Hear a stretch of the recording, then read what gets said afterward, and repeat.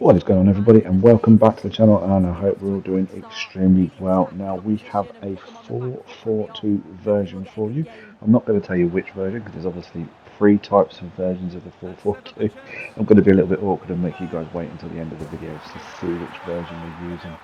But what you're going to see in front of you is a highlights reel of back-to-back games in Division 1, so high division, and you're going to see how well this formation plays. It look, I can't skip forward, otherwise there'd be no point in showing you the videos or the highlights.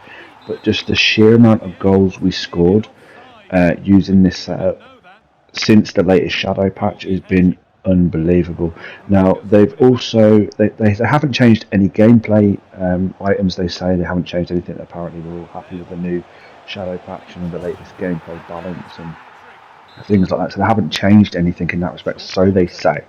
However, one thing they have changed, I think, and it's just my opinion because I'm coming up unless people are just suddenly figuring it out, but is the agile dribbling, which is done with your R1 button if you're on PlayStation 4 or 5.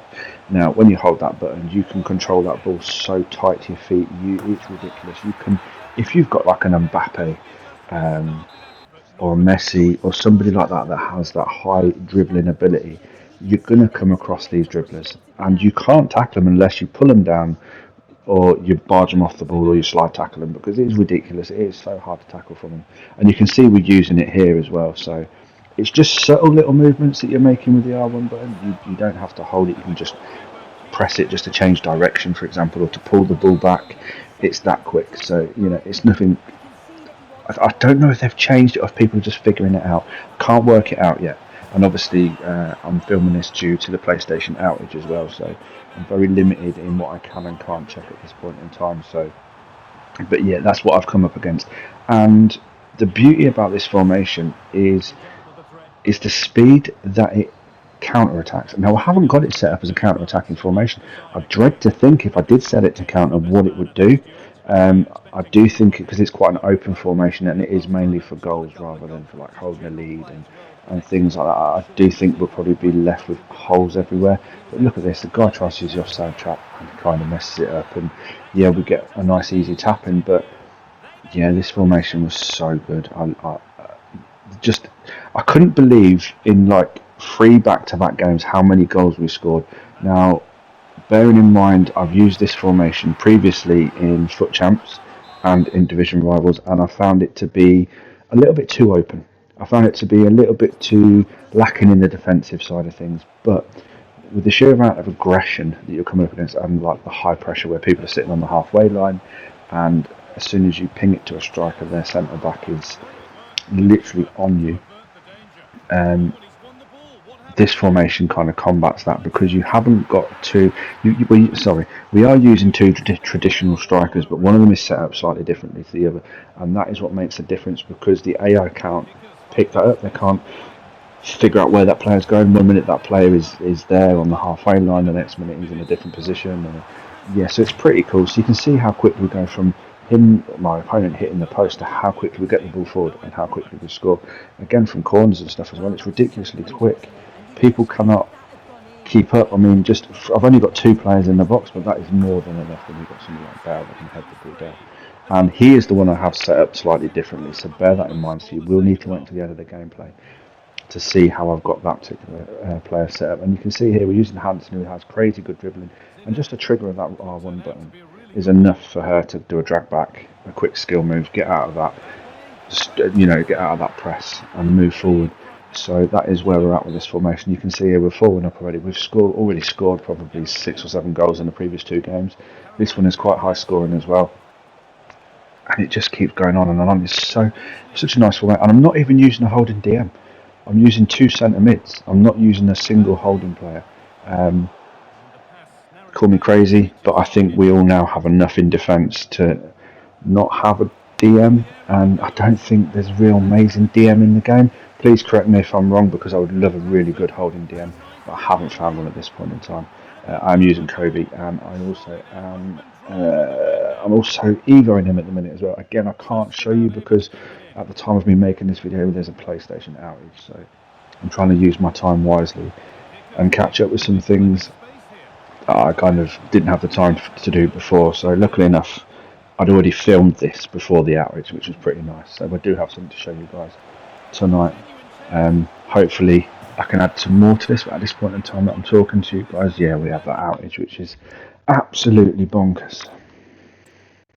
The 4-2-4 I was talking about specifically, and it is, yeah, it was one of those formations that at the beginning of the game was too open and you didn't really have many options. It was kind of all or nothing. Now you can see the left wing and right wing do more.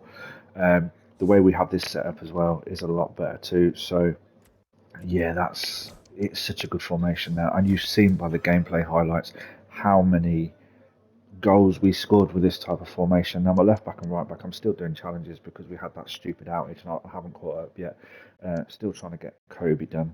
Let's jump straight into it. Let's just go for it. Let's see how I've got this set up. So we have it on a 4-2-4 balanced, aggressive, defensive approach. We have it on 91, not 95. Again, if you've watched my previous videos, you'll understand why I have it on 91 and not 95. I'm not going to explain myself again on that one. But yeah, 91 is the balance, I think, in my opinion.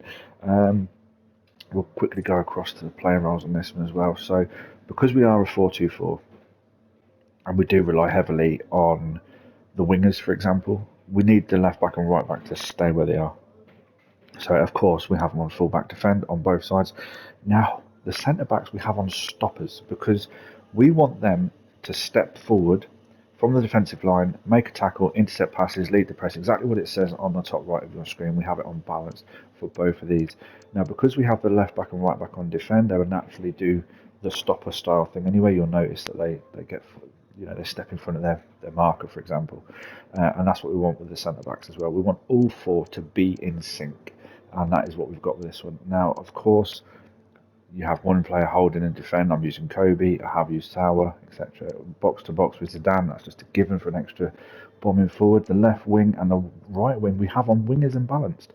Now previously we had this on inside forward, and that is where it kind of lets you down a little bit. One striker, so this is a choice you guys have to make. You have one striker on advanced forward, the other one have on false nine and build up. So what happens is you'll get that type of scenario there. So it's like a 4-2-3-1 setup. So the false nine will come into midfield to pick up the ball, but in doing that, he'll allow your faster striker, your better striker, whatever, to fill in the gaps. So you'll have a massive gap there, which you would have seen from the gameplay clips, where Mbappe comes to receive the ball, and Bale has got one defender to beat. He hasn't got two centre backs; he's got one centre back, if that, to beat. And that is where those extra goals come from, and that is why we have it set up this way. Now, of course, there is your code, and yeah, definitely give this one a try, guys. Also, there's a couple of things that I want to mention as well, really quickly. Now, I'm going to add another bit of gameplay clip in because I think it's quite important at this stage that people are kind of missing certain parts of this game. So this game, although it has its flaws, it has its strengths as well, and some of the strengths we're not utilising. So let me drop that gameplay in now, just to show you guys that I come up against people that are not using the first touch. Honestly, you have to use the first touch. It is there for a reason, and it will create extra space that you didn't know you had, and because of the latest shadow patch and things like that, you have to use this first touch. I'm going to drop that in now quickly and just show you what I mean. And in the meantime, hit that thumbs up button, hit that like button, subscribe if you haven't already, and yeah, let me drop that in now. I'm not going to bore you all, it's really simple. Flick that right stick in any direction you want and this type of behaviour happens. It's so simple. Right stick, click the right stick in and directions to flick the ball up as well. It's great if a centre back's too close to like there. Flick it up, nice shot, easy peasy, give it a try.